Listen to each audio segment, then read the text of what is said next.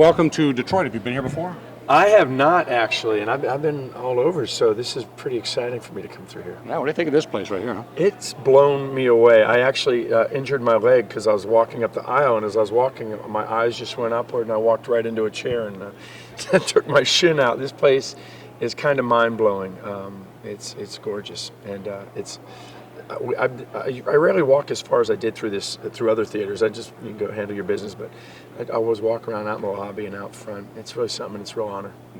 Now, of all the cast members, I think maybe you are the strongest connected to Nashville. I mean, you really are taking root in Nashville, songwriting, the whole life there. Well, I got to tell you, some of my castmates might beg to differ. Everybody's really dug in deep. There's nobody that's sort of skating on the surface of that. We all have our writing buddies and our friends. Sam Palladio's putting out music right now with some of his friends. So we've all done that, but I got to admit, it's a special place in my heart. When I first moved there with my whole family, I felt like I was moving to a place.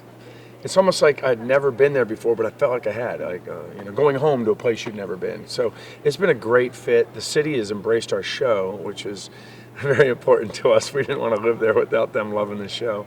They love it, and they make us feel very welcome.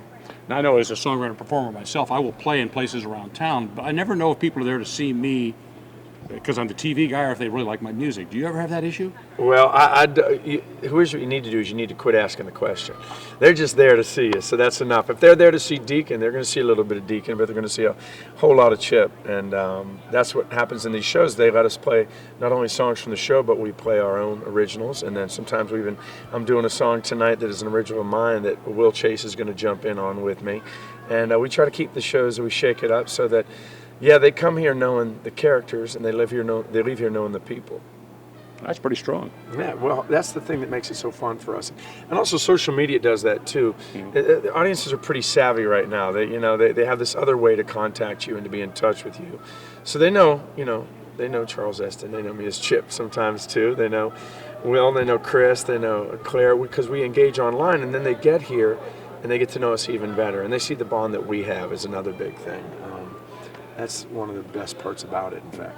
So what's going to happen with that show? We don't know what's going to happen next season right now. How do you approach that as an actor, not knowing if your story arc's going to ever finish? Well, interestingly enough, for me as an actor, it's always been like I want to know what's happening, whether it's an arc or whether it's a pickup. But that's just how life is. I mean, I go through my life not knowing what's happening next year, so why should Deacon be any different? So that sort of not knowing, it aids in the way you act. You act in the moment. You can only do with what you're dealing with right now. And for me,